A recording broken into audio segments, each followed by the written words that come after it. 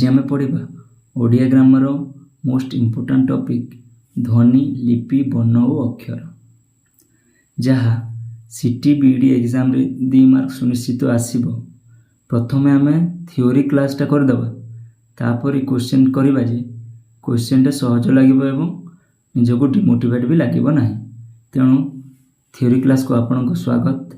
चलतु स्टार्ट करवा। Fast topic आमर ध्वनि लिपि वर्ण और अक्षर।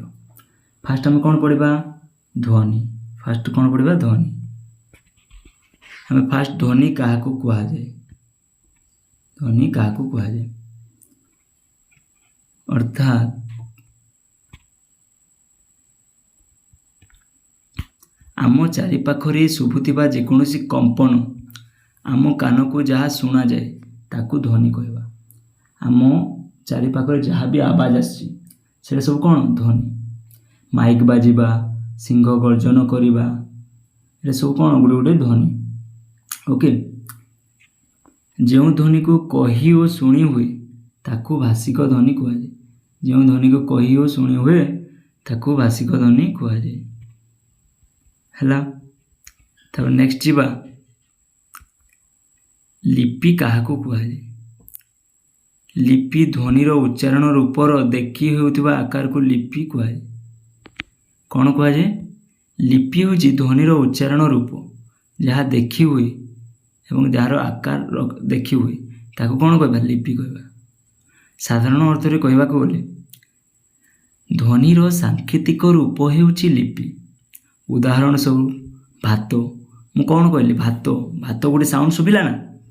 तो भात को जदि मु लेखिदेवी ताले कौन हम भ आकार भात तो लिपिबद्ध करदेली ताको कौन कहवा लिपि कहवा। चलतु नेक्स्ट देखा अक्षर। कौन देखा अक्षर। ओके साधारण भाव आम वर्ण लिपि और अक्षर को एका बोली कहू। कौन कहू अक्षर जहाँ वर्ण ताहा लिपि भी सैया कहू किंतु नुहे। कारण अक्षर क्षर हुए ना के मन कर लिपि को क्षरण कर किंतु अक्षर को केवे क्षर करी हेब ना। मन कर गोटे गोटे वर्ण को बुझाइले सेटा अक्षर। मु कहली माँ माँ आ दुईटा अक्षर। माँ रे गोटे माँ शब्द रे केतोटी अक्षर अच्छी 2टा अक्षर अच्छी तो गोटे गोटे अक्षर बुझागला। नेक्स्ट आम पढ़ा वर्ण क्या कहुए। कौन कहुए वर्ण क्या कहुए। लिपि को देखी ध्वनि को उच्चारित करने चिन्हवा और रूप देवा विधि को वर्ण कहुए। लिपि को देखा तार को उच्चारण कर जिन चिन्हवा रूप से रूप जिन विधि जिन ल जिन नियम पालन करसी ताको वर्ण कहवा। अर्थात आम जब साधारण भाव कहवा लिपि सहित वर्ण समान अर्थात लिपि जहाँ वर्ण सैया किंतु वर्ण को सजाई लिखिले कौन हुए वर्णमाला हुए। आम ओडिया वर्णमाला रे 2 प्रकार अच्छी। कौन कौन अच्छी फर्स्ट ला स्वर वर्ण सेकेंड व्यंजन वर्ण। फर्स्ट कौन स्वर वर्ण तापरे व्यंजन वर्ण। आम पढ़ा स्वर वर्ण जो ध्वनि अन्यर साहाय्य न नहीं एवं बाधा प्राप्त न होई स्वाधीन भाव उच्चारित हुए ताको स्वर ध्वनि कहुए। जो ध्वनि अन्यर साहाय्य न नहीं अर्थात कहार साहाय्य नब ना एवं उच्चारण कला बेले आम फुसफुस जो वायु बाहर को आसी कौन सी जगार बाधा प्राप्त हेब ना ताकू कौन कहुए स्वर ध्वनि कहुए। एवं सही स्वर ध्वनि को से स्वर ध्वनि बा वर्ण को स्वर वर्ण कहुए। स्वर वर्ण केतोटी अच्छी बोले 11टी अच्छी। कौन कौन ओ आ हर्षई दीर्घई हर्षऊ दीर्घऊ रु ए ओई ओ औ। आगरू कौन होता ना आम देखि मधुवर्ण बोधरे दीर्घरू गोटे अधिक थिला एवं आगरू बहुत आगरू लु बोली गोटे प्रचलित थिला किंतु एबे ताहा ओडिया भाषा बाद पड़ जाए दीर्घरू एवं लु। तो आम ए केतोटी पढ़ा 11टी पढ़ा। स्वरवर्ण को पुणी दुई भाग में विभक्त कराई। स्वरवर्ण को केते भाग में विभक्त कराई? दुई भाग में विभक्त कराई। कौन? दीर्घ स्वर आउ हर्ष स्वर। दीर्घ स्वर है ओ आ सॉरी आ दीर्घ ई उ। दीर्घ स्वर कौनटा? आ दीर्घ ई उ। हर्ष स्वर ओ हर्ष ई उ रु ए ओ। कौन? ओ ई उ रु ए ओ। किंतु दीर्घ स्वर आम पढ़िले जापर आ दीर्घ ई दीर्घ उ एटा कौन? दीर्घ स्वर। एवं स्पेशल ऐ ओ दुईटी संयुक्त स्वर। ऐ ओ दुईटी संयुक्त स्वर। ऐ केमती सृष्टि? ऐ आम उच्चारण कला बेले कौन हुए? ऐ उच्चारण कला बेले कौन हुए? अ आउ ई रो मिश्रण ऐ। औ केमती? अ उ आउ उ रो मिश्रण। तो से ऐ औ दुईटी कौन? संयुक्त स्वर। तापर पढ़ा शुद्ध स्वर। पुणी स्वरवर्ण में शुद्ध स्वर 8टी अच्छे। केते अच्छे बोले? 8टी अच्छे। अ आ हर्ष ई हर्ष उ ए ऐ ओ। ए कौटा बाद दे जाइए? दीर्घ ई दीर्घ उ। कहीं कहल? दीर्घ ई दीर्घ उ शुभिला बेले कौन? हर्ष उ आउ हर्ष ई परी शुभुचंदी। तेणु हर्ष ई दीर्घ ई बोली दीर्घ ई हर्ष ई बोली शुभुची। दीर्घ उ हर्ष बोली शुभुची। तेणु ताकू शुद्ध स्वर रखा जाए नहीं। नेक्स्ट आम पढ़ा व्यंजन वर्ण। जो वर्ण उच्चारण बेले वायु बाधा प्राप्त होता है ताकू व्यंजन वर्ण कहुए। सबु बेले देखिए स्वर वर्ण अपोजिट होची व्यंजन वर्ण। व्यंजन वर्ण को 3 भाग में विभक्त कराई। गोटे है वर्गीय व्यंजन और दुई नंबर है अवर्गीय व्यंजन। वर्गीय व्यंजन कौन कौन अच्छे देखा? वर्गीय व्यंजन रे अच्छी 25टा क ख ग घ ङ च छ ज झ ञ ट ठ ड ढ ण त थ द ध न प फ ब भ म। तो प्रत्येक वर्ग में 5टी अच्छी। क वर्ग में 5टी, च वर्ग में 5टी, ट वर्ग में 5टी, त वर्ग में 5टी और प वर्ग में 5टी। क वर्ग को आम कौन कहवा? देख उच्चारण कला बेले क ख ग प्रेसर कौटी पड़ी? कंठरी। तो ताको कंठ्य वर्ण कहवा। कंठ्य व्यंजन वर्ण कहवा। तो नेक्स्ट देखा च वर्ग में च छ च झ ञ। एटा कौन? तालव्य प्रेसर पड़ुची। देखा आम जीवाटा कौटी टच कर? तालव्य तालु। ये तालु। तापर ट ठ ड ढ अण। एटा कौटी प्रेसर पड़ुची? एटा मूर्धन्य। कौटी? मूर्धन्य। तापर त थ द ध न। देखिए उच्चारण कला बेले दांत रे टच कर तुम जीवा। तेणु एटा को कौन कहबा? दंत्य वर्ण।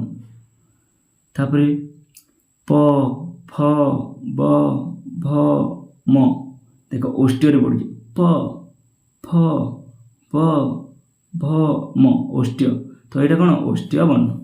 सब टोटाल केते गला बेले 25टी। केते? 25टी। प्रत्येक वर्गर 5 वर्ण होची नासिक्य वर्ण।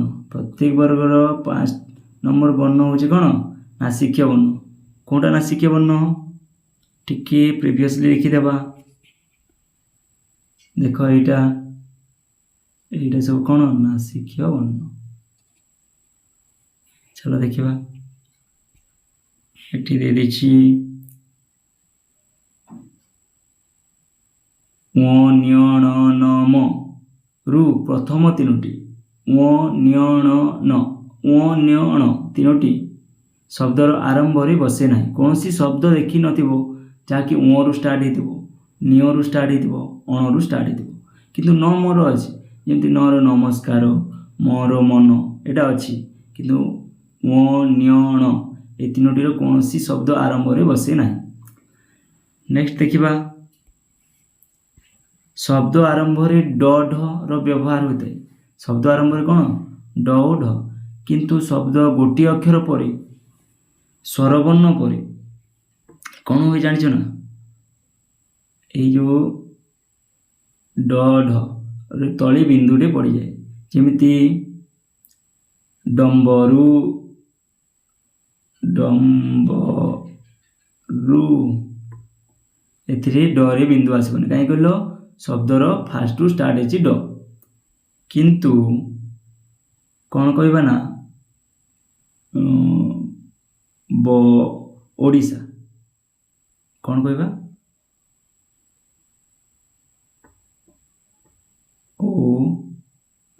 ଓଡ଼ିଶା ତଳେ ବିନ୍ଦୁଟେ ଦେଇଦେବା। କାହିଁ କହିଲ? ଏଇଟା ସ୍ୱରବର୍ଣ୍ଣ ପରେ ବ୍ୟବହାର ହେଉଥିବାରୁ ତା ଡ ତଳେ ବିନ୍ଦୁଟେ ଲାଗିଲା। ତାପରେ ପଢ଼ିବା ଅବର୍ଗୀୟ ବ୍ୟଞ୍ଜନ। କ'ଣ ପଢ଼ିବା? ଅବର୍ଗୀୟ ବ୍ୟଞ୍ଜନ।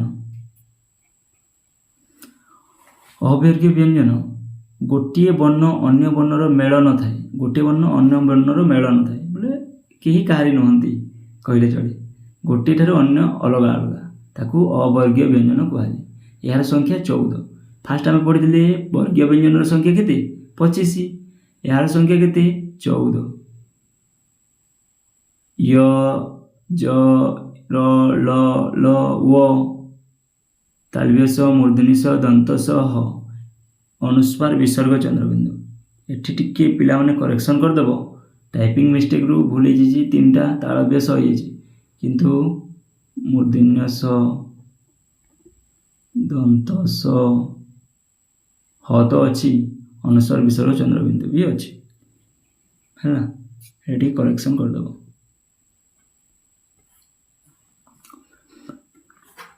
ତାଳବ୍ୟ ଶ, ମୂର୍ଧନ୍ୟ ଷ, ଦନ୍ତ ସ ଏବଂ ହ এই 4ଟି ବର୍ଣ୍ଣକୁ ଏକ ଉଷ୍ଣ ବର୍ଣ୍ଣ କୁହାଯାଏ। ଉଷ୍ଣ ବର୍ଣ୍ଣ କୁହାଯାଏ। କ'ଣ କୁହାଯାଏ? ଉଷ୍ଣ ବର୍ଣ୍ଣ କୁହାଯାଏ, ଯାହାକି ସିଟି ପରୀକ୍ଷାରେ ମୋଷ୍ଟ ଇମ୍ପୋର୍ଟାଣ୍ଟ। ଯେଉଁ 2000 ଯେଉଁ ସିଟି ପ୍ରିଭିୟସ୍ ସିଟି ବାହାରିଥିଲା ସେଥିରେ ମୁଁ ଦେଇଥିଲି, ଏଇ କ୍ୱେଶ୍ଚିନ୍ଟା ଆସିଥିଲା ଏବଂ ଏଇଟା ବହୁତ ଗୁରୁତ୍ୱପୂର୍ଣ୍ଣ ଏବଂ ସଠିକ୍ କରିକି ମୁଁ ବି ଆସିଥିଲି। ଆଉ ଏଇଟା ଗୋଟେ ଓଡ଼ିଆ ଗ୍ରାମାର ଏମିତି ଗୋଟେ ସବଜେକ୍ଟ ଯାହା 15ରୁ 15 ଆଣିପାରିବ। ମ୍ୟାଥରେ ଯେତେ ଟାଇମ୍ ଦେଲେ ବି ଗୋଟେ ଦୁଇଟା ଭୁଲ ହେଇଯାଇପାରେ ଯଦି ଭଲସେ ପଢ଼ିନ, କିନ୍ତୁ ଓଡ଼ିଆ ଗ୍ରାମାର ଟିକେ ଯଦି ଭଲସେ ପଢ଼ି ଯାଇଥାନ୍ତ ତାହେଲେ ସୁନିଶ୍ଚିତ 15ରୁ 15 ଆଣିପାରିବ ଏବଂ ଏଇଟା ମାର୍କ ବଢ଼ିବାର ବହୁତ ଭଲ ସବଜେକ୍ଟଟା। ଆମେ ସବ୍ ଟୋଟାଲ୍ ଦେଖିବା। ବ୍ୟଞ୍ଜନ ବର୍ଣ୍ଣ କେତୋଟି ଅଛି? 11 ନୁହେଁ 25 ଆଉ 14 39ଟି ବ୍ୟଞ୍ଜନ ବର୍ଣ୍ଣ ଏବଂ 11ଟି ସ୍ୱରବର୍ଣ୍ଣ। ସ୍ୱରବର୍ଣ୍ଣ ଏବଂ ବ୍ୟଞ୍ଜନ ବର୍ଣ୍ଣକୁ ମିଶାଇଦେଲେ ବର୍ଣ୍ଣମାଳା ସୃଷ୍ଟି। ତ ସମସ୍ତ ବର୍ଣ୍ଣମାଳା କେତୋଟି ଅକ୍ଷର? 50ଟି ଅକ୍ଷର। କେତୋଟି ଅକ୍ଷର? 50ଟି ଅକ୍ଷର। ନେକ୍ସଟ ଆମେ ପଢ଼ିବା, କ'ଣ ପଢ଼ିବା? ମାତ୍ରା। ବ୍ୟଞ୍ଜନ ସହ ସ୍ୱରବର୍ଣ୍ଣର ମିଶ୍ରଣକୁ ମାତ୍ରା କୁହାଯାଏ। ସ୍ୱରବର୍ଣ୍ଣ ଅକୁ ଛାଡ଼ିଦେଲେ 10ଟି ସ୍ୱରବର୍ଣ୍ଣ ବ୍ୟଞ୍ଜନ ବର୍ଣ୍ଣ ସହିତ ମିଶି ମାତ୍ରା ସୃଷ୍ଟି କରନ୍ତି। ଯେମିତି କ ଯୁଗ ଇ ସମାନ କ ହର୍ଷେଇ କି, କ ଯୁଗ ଉ ସମାନ କ ହର୍ଷକୁ, ଏମିତି ଭାବରେ ମାତ୍ରା ସୃଷ୍ଟି। ସେମିତି ଫଳା। ଗୋଟିଏ ବ୍ୟଞ୍ଜନ ବର୍ଣ୍ଣରେ ସ୍ୱରବର୍ଣ୍ଣ ମାତ୍ରା ଗୁଣରେ ଲାଗିଲା ଭଳି ଗୋଟିଏ ବ୍ୟଞ୍ଜନ ବର୍ଣ୍ଣରେ ଆଉ ଗୋଟିଏ ବ୍ୟଞ୍ଜନ ବର୍ଣ୍ଣର ମିଳନକୁ ଫଳା କୁହାଯାଏ। ଆମେ ଗୋଟିଏ ବ୍ୟଞ୍ଜନ ବର୍ଣ୍ଣରେ ଆଉ ଗୋଟିଏ ବ୍ୟଞ୍ଜନ ବର୍ଣ୍ଣ ମିଳନରେ କ'ଣ ହୁଏ? ଯୁକ୍ତାକ୍ଷର ବି ହେଇଥାଇପାରେ, କିନ୍ତୁ ଏଥିରେ କ'ଣ କରୁଥିବ ନା ସ୍ୱରବର୍ଣ୍ଣର ଗୁଣ ପ୍ରଦର୍ଶନ କରୁଥିବ। ଯେମିତି କ ଯୁଗ ୟ ସମାନ କ ୟ କ୍ୟ, କ ଯୁଗ ର ସମାନ କ ର କ୍ର, ଯୁଗ ଲ ସମାନ କଳ କ୍ଳ, ଏଇଟା କ'ଣ? ଏଇଟା ଗୋଟେ ଗୋଟେ ଫଳା। ନେକ୍ସଟ ଆମେ ପଢ଼ିବା ଯାହାକି ବହୁତ ଗୁରୁତ୍ୱପୂର୍ଣ୍ଣ ଏହି ବିଷୟର। ଅଳ୍ପ ପ୍ରାଣ, ମହାପ୍ରାଣ, ଅଘୋଷ ସଘୋଷ। ଫାଷ୍ଟ ଆମେ ପଢ଼ିବା ଅଳ୍ପ ପ୍ରାଣ। ଅଳ୍ପ ବୋଲେ କମ୍, ପ୍ରାଣ କହିଲେ ବାୟୁ। ଯେଉଁ ବର୍ଣ୍ଣମାନଙ୍କର ଉଚ୍ଚାରଣରେ କମ୍ ବାୟୁ ନିର୍ଗତ ହୁଏ ସେମାନଙ୍କୁ ଅଳ୍ପ ପ୍ରାଣ ବା ଅଳ୍ପ ପ୍ରାଣ ବ୍ୟଞ୍ଜନ କୁହାଯାଏ। ଅଳ୍ପ ପ୍ରାଣ ବ୍ୟଞ୍ଜନ କାହା କାହାକୁ କହିବା? ପ୍ରତ୍ୟେକ ବର୍ଗର ପ୍ରଥମ, ତୃତୀୟ, ପଞ୍ଚମ ଏବଂ ଜ, ର, ଲ, ଓ ଏମାନଙ୍କୁ ନେଇ ଅଳ୍ପ ପ୍ରାଣ ସୃଷ୍ଟି। ପ୍ରତ୍ୟେକ ବର୍ଗ ବ୍ୟଞ୍ଜନ ପଢ଼ିଛୁ ଆମେ। ବର୍ଗ ବ୍ୟଞ୍ଜନର ପ୍ରଥମ ଅକ୍ଷର କର କ, ଖକୁ ଛାଡ଼ିକି ଗ, ଗକୁ ଛାଡ଼ିକି ଘ, ଗ, ଘ, ଉଁ, ଏଇଟା ପ୍ରଥମ ବର୍ଗର। ଦ୍ୱିତୀୟ ବର୍ଗର ଚ ବର୍ଗର ପ୍ରଥମ ବର୍ଣ୍ଣ ଛ, ଛକୁ ଛାଡ଼ିକି ଚ, ଛ, ଜ, ତାପରେ ନ୍ୟ। ନେକ୍ସଟ ଟ ବର୍ଗର ଟ, ଡ, ଅ। ଥ ବର୍ଗର ପୁଣି ତ ଫାଷ୍ଟ, ଦ, ନ। ପ ବର୍ଗର କ'ଣ ହବ? ପ ବର୍ଗର ପ, ବ, ମ ହେଲା। ମହାପ୍ରାଣ, ତାପରେ କ'ଣ ପଡ଼ିବ? ମହାପ୍ରାଣ। ଯେଉଁ ବର୍ଣ୍ଣମାନଙ୍କର ଉଚ୍ଚାରଣରେ ଅଧିକ ବାୟୁ ନିର୍ଗତ ହୁଏ ତାକୁ ମହାପ୍ରାଣ ବ୍ୟଞ୍ଜନ କୁହାଯାଏ। ଅର୍ଥାତ୍ ମହାପ୍ରାଣ ବୋଲେ ମହା ବେଶୀ, ପ୍ରାଣ ଅର୍ଥ ବାୟୁ, ବେଶୀ ବାୟୁ କ୍ଷରଣ ହେଉଥାଏ ତାକୁ କ'ଣ କହିବା? ମହାପ୍ରାଣ ବ୍ୟଞ୍ଜନ କହିବା। ପ୍ରତ୍ୟେକ ବର୍ଗର ଦ୍ୱିତୀୟ, ଚତୁର୍ଥ ବର୍ଣ୍ଣ ଓ ତାଲବ୍ୟ ସ, ମୂର୍ଧନ୍ୟ ସ, ଦନ୍ତ ସ, ହ ଏମାନଙ୍କୁ ନେଇ କ'ଣ ତିଆରି ହୁଏ? ମହାପ୍ରାଣ ତିଆରି ହୁଏ। ମନେ ରଖିଥିବ ପିଲାମାନେ, ଏଇଟା ନିଜେ ତିଆରି କରିବ। ଯେମିତି ମୁଁ ବର୍ଗୀୟ ବ୍ୟଞ୍ଜନର ଚାର୍ଟକୁ ଦେଖିଦେଲି ଏବଂ ପ୍ରଥମ, ତୃତୀୟ, ପଞ୍ଚମ ବାହାର କରିଦେଲି ଅଳ୍ପ ପ୍ରାଣର, ସେମିତି ମହାପ୍ରାଣର ନିଜେ ବାହାର କରିଦେବ ଯେ ମନେ ରହିଯିବ। ନେକ୍ସଟ ଆମେ କ'ଣ ପଢ଼ିବା? ଅଘୋଷ। ଯେଉଁ ବର୍ଣ୍ଣ ଗୁଡ଼ିକ ଉଚ୍ଚାରଣରେ ସ୍ୱରତନ୍ତ୍ରୀ କମ୍ପିତ ହୋଇନଥାଏ ତାକୁ ଅଘୋଷ ବ୍ୟଞ୍ଜନ କୁହାଯାଏ। ଯେଉଁ ବର୍ଣ୍ଣ ଆମେ ଉଚ୍ଚାରଣ କରୁଛି ଆମ ସ୍ୱରତନ୍ତ୍ରୀ କମ୍ପିତ ହେବ ନାହିଁ, ଏଇଟା ସ୍ୱରତନ୍ତ୍ରୀ, ଏଇଟା କମ୍ପିତ ହେବ ନାହିଁ, ତାକୁ ଅଘୋଷ ବ୍ୟଞ୍ଜନ କହିବା। ପ୍ରତ୍ୟେକ ବର୍ଗର ପ୍ରଥମ, ଦ୍ୱିତୀୟ ବର୍ଣ୍ଣକୁ ଅଘୋଷ ବର୍ଣ୍ଣ କହିବା ଏବଂ ତା ସହିତ ତାଳବ୍ୟ ସ, ମୂର୍ଧନ୍ୟ ସ, ଦନ୍ତ ସ କୁ ଅଘୋଷ କହିବା। କ'ଣ କହିବା? ଅଘୋଷ କହିବା। ଏଠି ଦେଖ ମହାପ୍ରାଣରେ ବି ତାଳବ୍ୟ ସ, ମୂର୍ଧନ୍ୟ ସ, ଦନ୍ତ ସ, ହ ଥିଲା, କିନ୍ତୁ ଅଘୋଷରେ ବି ତାଳବ୍ୟ ସ, ଦନ୍ତ ସ, ମୂର୍ଧନ୍ୟ ସ ରହିଛି। ସଘୋଷ। ଯେଉଁ ବର୍ଣ୍ଣ ଗୁଡ଼ିକର ଉଚ୍ଚାରଣରେ ସ୍ୱରତନ୍ତ୍ରୀ କମ୍ପିତ ହୋଇଥାଏ ତାର ଅପୋଜିଟ୍ ଦେଖ ପିଲାମାନେ, ଅଘୋଷର ଅପୋଜିଟ୍ ସଘୋଷ। ଯେଉଁ ବର୍ଣ୍ଣ ଗୁଡ଼ିକ ଉଚ୍ଚାରଣରେ ସ୍ୱରତନ୍ତ୍ରୀ, ଆମ ଯେଉଁ ସ୍ୱରତନ୍ତ୍ରୀ କମ୍ପିତ ହେବ, ଦେଖ ଅବର୍ଗୀୟ ଜ ଏଇଟା କମ୍ପିତ ହେଉଛି, ର, ଲ, ଗ, ଘ, ମ ଏଇଟା କମ୍ପିତ ହେଉଛି ନା, ଏଇଟା ଗୋଟେ ସଘୋଷ ବ୍ୟଞ୍ଜନ। ତୁମେ ନିଜେ ବାହାର କରିଦେବ। ପ୍ରତ୍ୟେକ ବର୍ଗର ତୃତୀୟ, ଚତୁର୍ଥ, ପଞ୍ଚମ ବର୍ଣ୍ଣ ହେଉଛି ସଘୋଷ, ତା ସହିତ ଅବର୍ଗୀୟ ଜ, ର, ଲ, ଓ ଏଇଟା ମଧ୍ୟ ସଘୋଷ। ତ ଆମେ ପଢ଼ିଲେ ଉଚ୍ଚାରଣ ଏବଂ ମୁଁ କହିଥିଲି ଯେ ବ୍ୟଞ୍ଜନ ବର୍ଣ୍ଣକୁ ତିନି ଭାଗରେ ବିଭକ୍ତ କରାଯାଇଛି। ଆମେ ପଢ଼ିଲେ ବର୍ଗୀୟ ବ୍ୟଞ୍ଜନ, ଅବର୍ଗୀୟ ବ୍ୟଞ୍ଜନ, ଆଉ ଗୋଟେ କ'ଣ? ଆଉ ଗୋଟେ ହେଲା ଅଯୋଗ ବାହ। ଅଯୋଗ ବାହ ବା ଆଶ୍ରିତ ବ୍ୟଞ୍ଜନ ବର୍ଣ୍ଣ।